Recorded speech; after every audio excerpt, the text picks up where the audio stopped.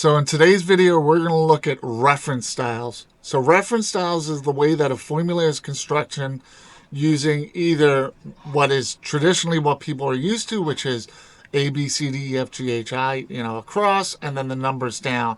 You can also do this by having these letters also be numbers. And if you ever see the value R1C1, that's what the reference style is, alternative to the letters.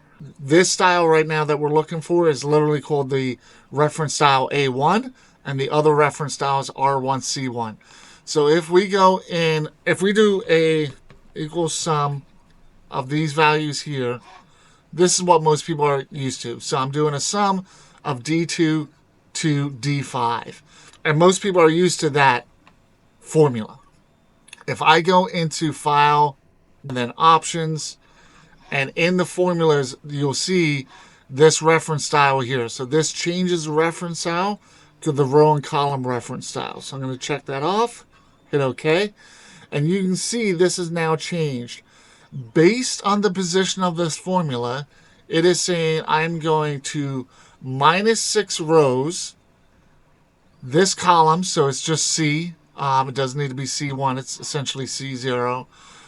2 row minus 3, so 3 rows above it. If I was to do, let's do equals sum, obviously there's no values in there, of all that area, it would do the minus 6 again on the rows, and then minus 1 column, and then you can see here plus 1 column on the other side, and then minus 2 rows.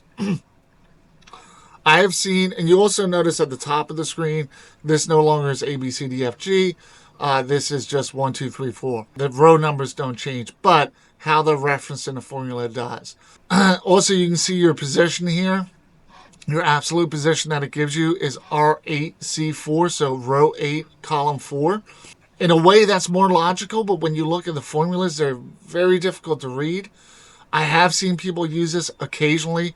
I've definitely gotten spreadsheets though before where people have it set up like this for whatever reason, and I need to change it back. So again, we go to File, More, Options, go to the Formulas tab here, and we uncheck that R1C1, and we hit OK, and this now changed it back. So this is now C2 to E6, and you can see that in my absolute name box here, it is now D8 because that's the cell that I've got referenced.